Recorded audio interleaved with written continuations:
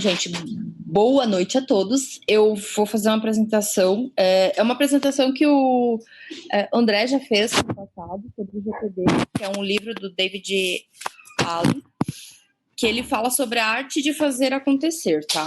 É um livro que eu li já faz bastante tempo. Como é que eu vou dizer? Acredito muito nessa metodologia, nessa forma de pensar, porque ela ajuda a gente a ser mais produtivo. Então, eu gosto, de vez em quando, relembrar do conceito, falar um pouco de GTD, porque isso faz a gente estudar um pouco melhor e lembrar e recolocar na prática, né?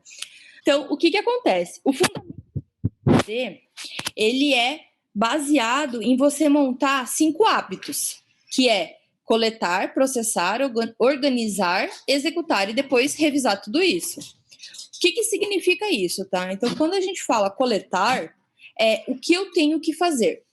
Eu vou fazer o quê? Eu vou levantar todos os lugares, eu vou coletar todos os lugares em que entram tarefas para me fazer. Então, eu vou olhar lá, para eu fazer, né?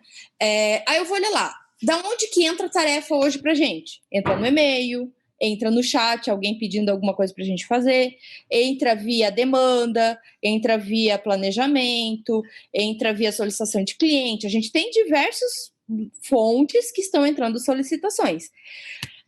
Essa fase do coletar significa eu levantar tudo que eu tenho para fazer, todas as tarefas, sem exceção de nenhuma, do que eu tenho que fazer na minha semana, no meu dia, depende daí como eu vou me organizar nisso. A fase de coletar é pegar todas as fontes, eu entender de todas as fontes aonde entra uma tarefa para o meu dia a dia, quais são, e listar isso num caderno, numa planilha, aí vai da vontade de cada um do que é se sentir mais confortável. Depois que eu coletei, digamos, eu recebo informação por e-mail, eu recebo por WhatsApp, eu recebo pelo chat, eu recebo pelo Accelerator, eu recebo de diversos lugares. Eu vou começar a processar o que eu tenho que fazer. O que é isso? Eu vou analisar cada tarefa, vou passar um fluxozinho do como processar essa tarefa para eu decidir o que eu vou fazer com ela, para depois eu poder organizar. Então, aqui é uma fase em que eu começo a tomar uma decisão se essa tarefa é importante ou não, se ela tem que ser priorizada ou não.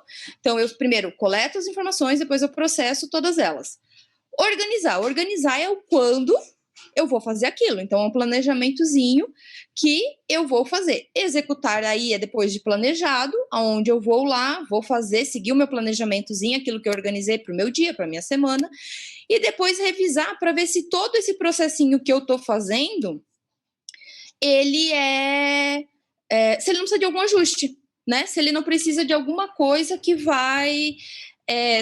que não está muito legal, não está muito ajeitado, na hora de eu executar, ele precisa de algum ajuste, então eu reviso ele periodicamente, tá? Eu sei que eu falei um monte de coisa, parece que a gente vai levar 2 dias organizando o que a gente tem para fazer e vai ficar com 3 dias de trabalho, mas não é. A gente acaba aprendendo a fazer isso de uma forma muito rápida, muito automática, e você acaba fazendo a coleta, o processamento e a organização de forma muito instantânea, tá? Então, quando eu falei aqui processar, gente, eu falei de um fluxozinho. O fluxozinho, ele é exatamente esse aqui.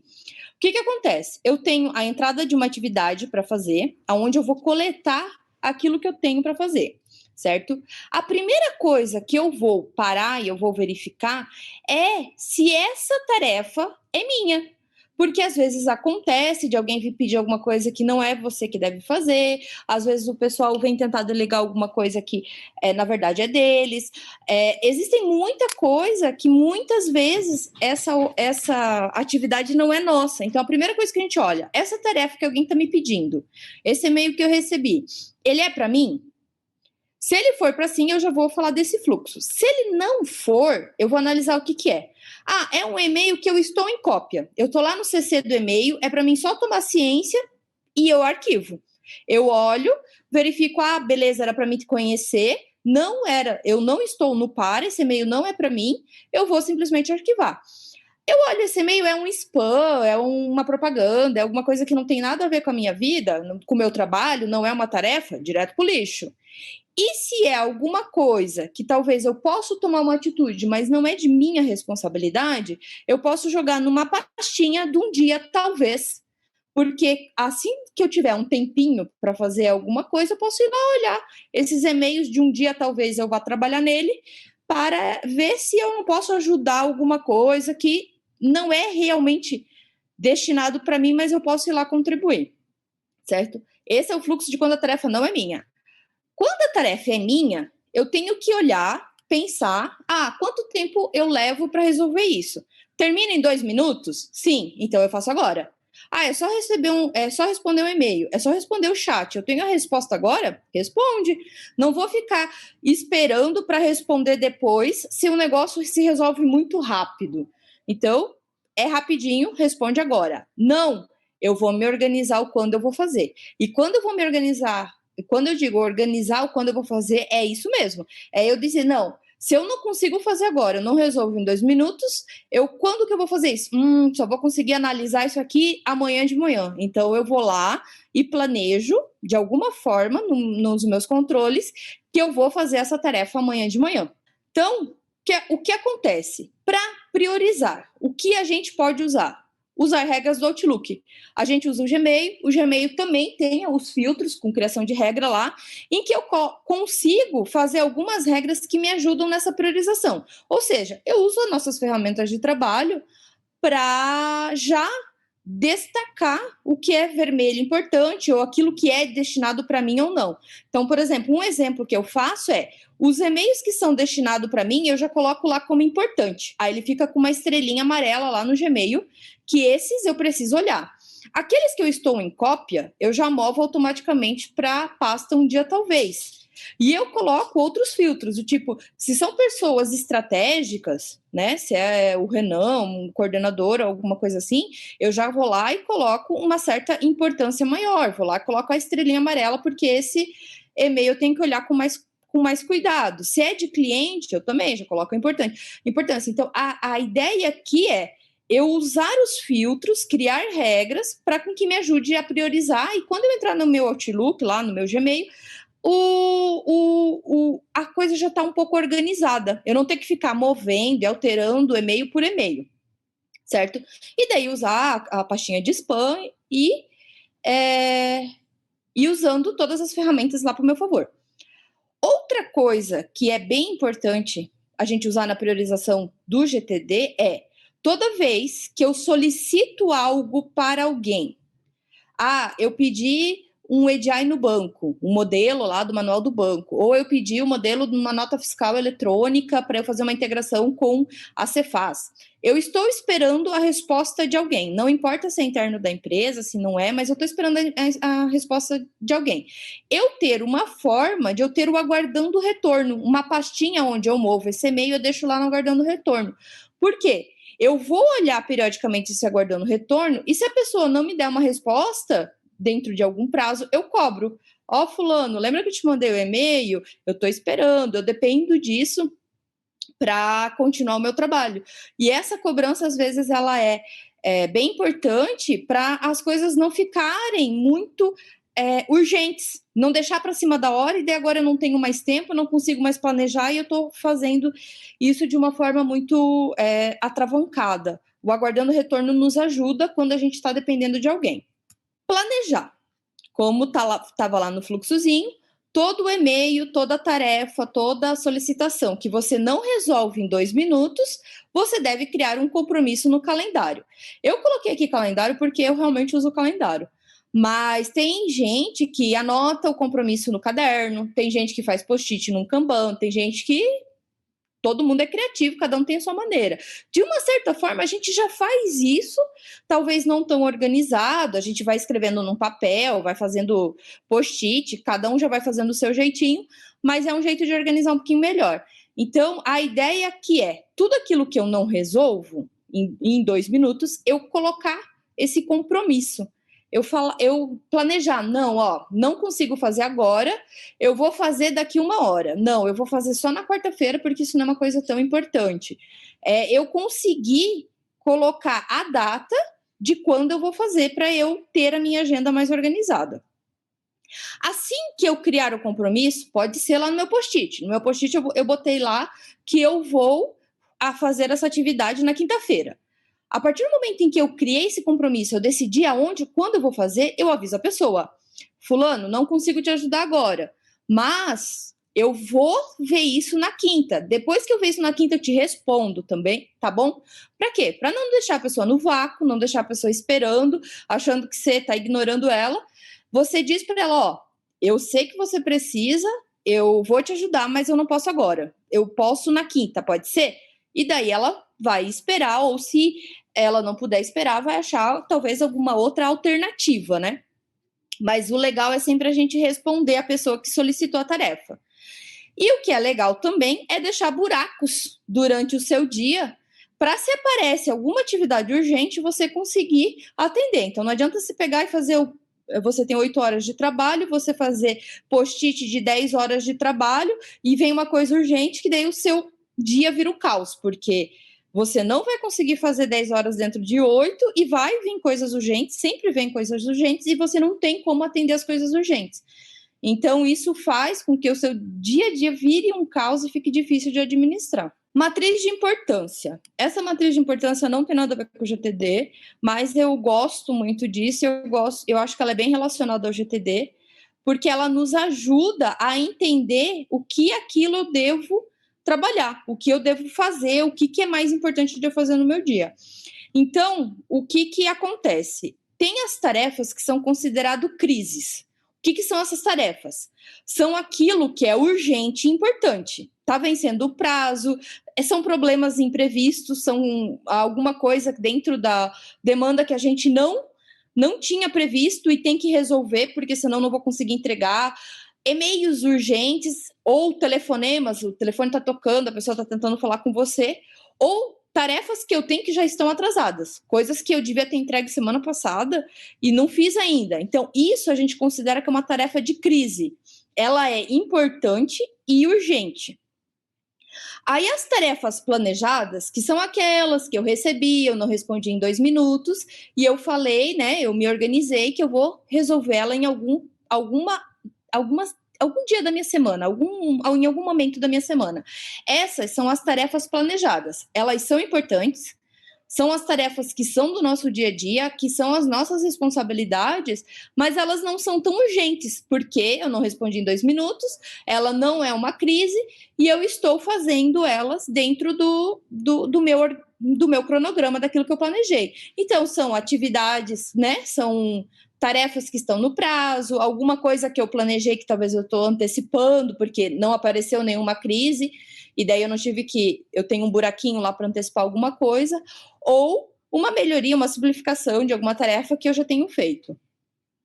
O que não é importante e é urgente são as interrupções, são as tarefas de interrupções. Alguém te interrompe para pedir ajuda ou alguma coisa assim. Só que a gente tem que olhar aqui que não é toda interrupção que é ruim. Tem interrupções que fazem parte de uma crise ou é um planejado. Não é uma interrupção, na verdade. Alguém está te chamando porque tem uma tarefa de crise para você resolver. Ou porque está cobrando algum planejado ou quer algum feedback, alguma coisa nesse sentido. As interrupções, elas são tarefas que desperdiçam tempo, que são assuntos estressantes e que geralmente é de algo sem alguma importância ou não tem compromisso. Essas aqui a gente tem que cuidar, porque elas podem tomar o nosso tempo, né? Tempo daquilo que a gente planejou, tempo que talvez é um buraquinho para atender uma crise e tá desperdiçando o tempo mesmo. E por último, tem as tarefas que são as distrações, que são atividades pequenas, que são rotineiras, por exemplo, eu ir lá ver o e-mail, e fico lendo um e-mail que não tem muita importância, ou o rendo, ou algumas coisas que nos distrai e faz a gente perder tempo e não ter resultado. Depois, executar. O que a gente faz primeiro? Primeiro, aquilo que é crise, que é urgente e importante. Está acontecendo alguma crise? Para tudo, vamos resolver, né? Tem alguma coisa acontecendo, precisa de minha ajuda, consigo resolver? Vamos resolver. Depois, eu vou seguir aquilo que eu planejei da minha semana. E depois que eu tenho nenhuma crise, ninguém está me chamando, tudo que eu planejei para a semana está sendo feito, ou para o meu dia, né? Tudo que eu planejei para o meu dia está sendo feito. Eu vou olhar lá as minhas atividades que eu deixei, né, separadinho para um dia, talvez eu vou trabalhar nelas, né? E daí eu vou lá, dou uma olhadinha se alguma coisa eu tenho para resolver lá. Periodicamente, eu vou fazer essa análise. O que quer dizer? De manhã, quando eu chego, eu vou ver o que eu vou fazer no meu dia. Vou planejar, vou ver se não tem ninguém me chamando no chat, se não tem nada urgente, e vou fazer essa minha organização do que eu tenho que fazer hoje. Pego lá meu caderno e começo a listar. Eu vou ver isso, tenho uma reunião, tenho pré-planning, tenho, né? Vou fazer toda a minha listinha lá. Fiz a minha análise, fiz o meu planejamento, e o que acontece? Alguém me chamou, então é a hora que eu vou fazer a análise de novo. Ah, chegou o meio-dia, eu fui almoçar, voltei, eu vou fazer a análise de novo. Então, periodicamente, eu acabo vendo se eu já fiz as atividades, se não apareceu algo novo, eu vou realizando isso. Só que eu não posso passar o dia inteiro planejando o que eu vou fazer e não executando nada. Então, essa análise não pode consumir mais do que 10 minutos. Ela tem que ser meio que automática. E vocês vão vendo que conforme a gente vai se acostumando, isso é automático mesmo. Você faz as fases lá muito rapidinho. Você vê, eu consigo resolver agora, deu 2 minutos, já responde, não deu, já diz, não, só consigo fazer amanhã à tarde, e daí você já coloca na tua lista de amanhã à tarde, fim de história. Já é muito rapidinho essa análise que a gente faz, né? Você leva nem 2 minutos, na verdade. Toda sexta-feira eu vou ver o que eu fiz dentro daquilo que eu me planejei, vou olhar meu calendário, vou olhar minha semana e vou ver se teve alguma coisa que eu não consegui fazer, se eu preciso remanejar para a semana que vem. Eu prometi que eu ia analisar uma tarefa, não consegui, então eu vou jogar lá para a semana que vem, porque semana que vem eu vou tentar atender aquela tarefa. O que acontece é que quando eu remanejo muito, daqui a pouco essa tarefa vai virar uma crise. Ela vai ter prazo, a pessoa vai ficar cobrando, então eu tenho que tomar bastante cuidado nesse replanejamento para não pegar uma tarefa e ficar postergando ela muito, né? E eu vou analisar toda sexta-feira todas aquelas minhas solicitações que ficaram no aguardando retorno. Por quê? Porque essas solicitações, às vezes eu tenho alguma coisa que depende disso, e se eu não cobrar, eu posso começar com uma tarefa que eu tinha tempo para trabalhar planejada, com tempo, e que vai virar urgente, que vai virar uma crise. Então, toda sexta-feira eu dou uma olhada, o que alguém ficou de me responder, se me respondeu, não respondeu, eu vou dar uma cobrada, certo? Então, aqui é um exemplo, aqui é um exemplo de quando eu comecei na Bluesoft, eu trabalhava desse jeito, eu colocava tudo que eu tinha para fazer no calendário. Hoje em dia eu não trabalho mais assim, que as coisas já estão bem mais automáticas, então eu não preciso mais que o calendário me avise o tempo todo ou de ter o compromisso lá. Mas no começo, quando eu comecei na Bluesoft, e o GTD é uma coisa que eu uso há muito tempo, para eu me adaptar, eu colocava cada meia hora uma atividade no calendário, tá? Então esse é um exemplo de como coloca no calendário. E uma coisa que é importante é a gente colocar até os tempos em que a gente não está trabalhando ou não tem uma tarefa. Por exemplo, eu coloco a hora do almoço, porque senão eu não paro para almoçar, eu esqueço, continuo trabalhando, e é importante a gente parar, a gente tomar o café, a gente buscar uma água. Então até a hora do almoço eu colocava no calendário, tá? Outro exemplo que o pessoal usa é fazer uma lista no caderno. Não precisa trabalhar com calendário, a gente pode fazer uma lista no caderno, vai escrevendo, resolveu, vai riscando e segue a vida. Outro jeito é botar a post-it lá na parede, vai colando, vai fazendo, vai arrancando, jogando fora, né? Não tem, aí pode até fazer vários dias, várias semanas, se for o caso, ou colar no monitor lá do teu computador, e assim, conforme você vai fazendo, você vai arrancando os post-it. E é isso, gente. Obrigado.